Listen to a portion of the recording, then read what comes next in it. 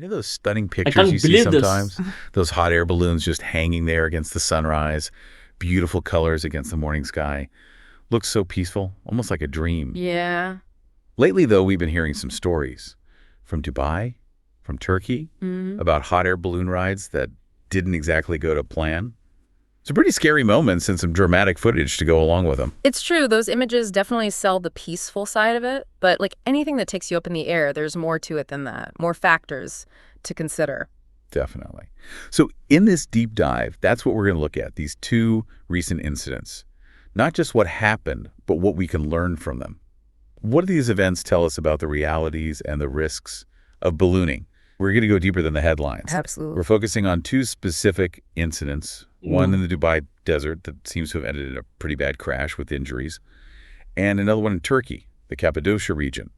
That's being described as a hard landing. So let's start with Dubai. This incident, we think it happened back on March 23rd, but it only really hit the news recently when some intense footage started showing up on those Russian telegram channels. Makes you wonder why it was so quiet at first, doesn't it? It does. That delay is interesting, for sure. If it wasn't for that footage suddenly popping up, who knows if we would even heard about it. Makes you think about how the whole thing was handled and how much they told people at the time. Right. Anyway, we know there were a lot of tourists on this flight, over a dozen, It's very all famous in set for a Dubai. sunrise flight, you know, that special occasion kind of thing. Yeah, definitely. The sort of thing you'd save up for, maybe. Exactly.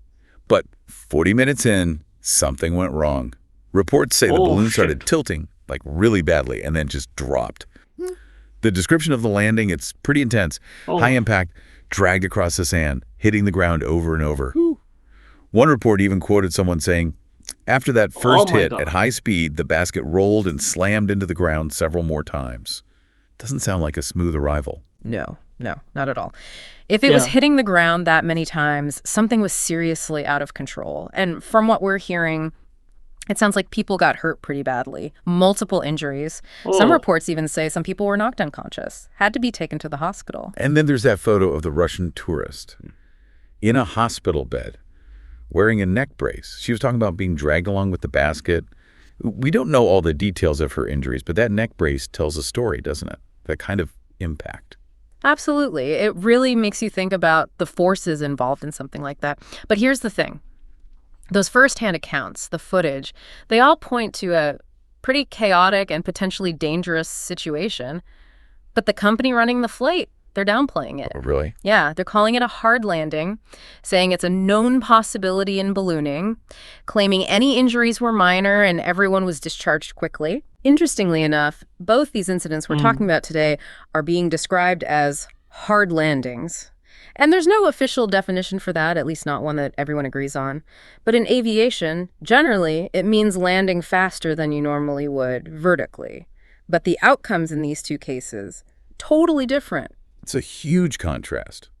Eyewitness accounts and visual evidence suggesting potential trauma versus the company saying, oh, it's just a hard landing, no big deal.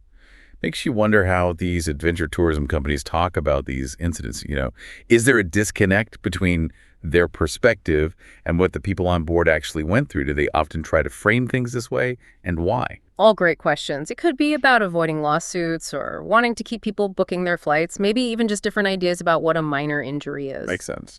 So let's shift gears to Cappadocia in Turkey. This one happened less than a year after Dubai. It's a sobering thought, isn't it? That even though these incidents might not happen all the time, they do happen.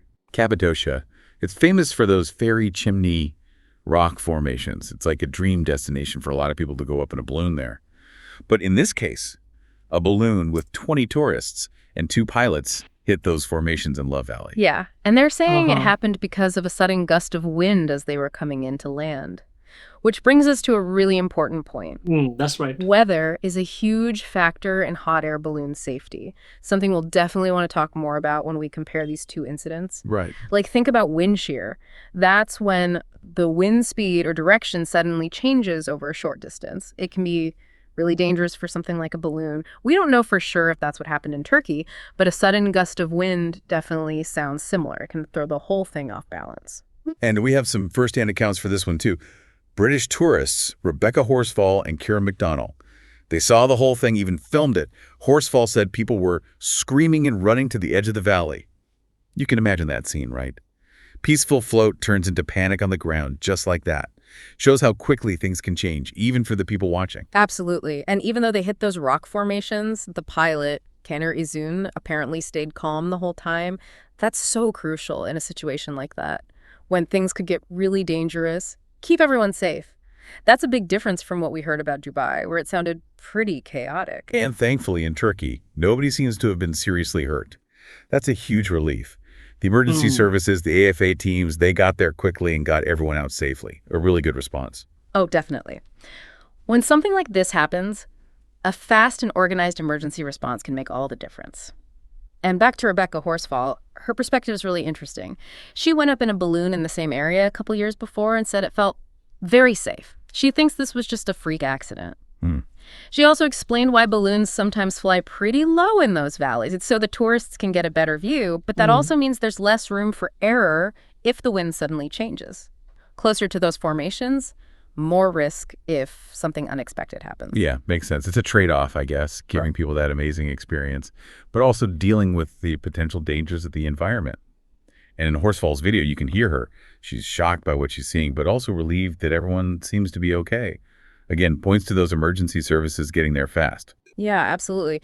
After the incident, there was an official statement, too, pretty much confirming the positive outcome. They called it an emergency and safe hard landing and said all the passengers and pilots were evacuated safely, no injuries reported. So again, they're using that term hard landing, just like in Dubai, even though the situation and thankfully the outcome were very different. Yeah, using the same phrase for both is definitely interesting, considering how different things turned out. But it brings us to a point where we can compare these two incidents. They both happened fairly recently, and they both show that even though we tend to think of hot air ballooning as gentle and peaceful, Have you there ever are experienced? risks every time you Comment take below. off. Exactly. And it looks like weather played a big part in both these cases. In Dubai, reports of that sudden tilting and rapid descent suggest a strong possibility of unexpected wind. And in Turkey, they're saying the gust of wind was the direct cause of hitting the rocks. It shows how vulnerable these balloons are to weather changes. Weather is the main They factor in can't maneuver this. like planes or helicopters. They rely on the wind. And if the wind shifts suddenly, things can get dangerous quickly. Right. And the way that companies and officials talked about these incidents, that was different too. In Dubai, they downplayed it, focused on the hard landing, and minimized the talk of injuries. But in Turkey, while they also used the hard landing phrase, they were upfront about there being no injuries and a successful rescue operation. It makes you think. It does. Were the differences because of how serious the incidents actually were? Or maybe local rules about reporting these things? Or just different PR strategies? It leaves us, the listeners, with these different stories to consider. It does. And I think ultimately what these incidents tell us is this. Even something as calm and serene as a hot air balloon ride comes with risks. There's always that element of the unknown when you're up in the air. Makes sense. They have safety procedures, routine checks, all that, and the balloon operators will always tell you about that. But these two incidents show that unexpected things can happen. Human error, equipment problems, the weather changing, it all adds to the uncertainty. It's a good reminder that adventure tourism, no matter how well organized, always has a level of risk. All right, so let's recap. What did we learn from this deep dive into these two hot air balloon incidents? Well, first of all, despite that romantic image we all have, there are real dangers to hot air ballooning. Yeah. Weather, That's true. especially unexpected wind changes, seems to be a major factor in these kinds of events. And we saw how differently the companies involved talked about what happened and how serious it was.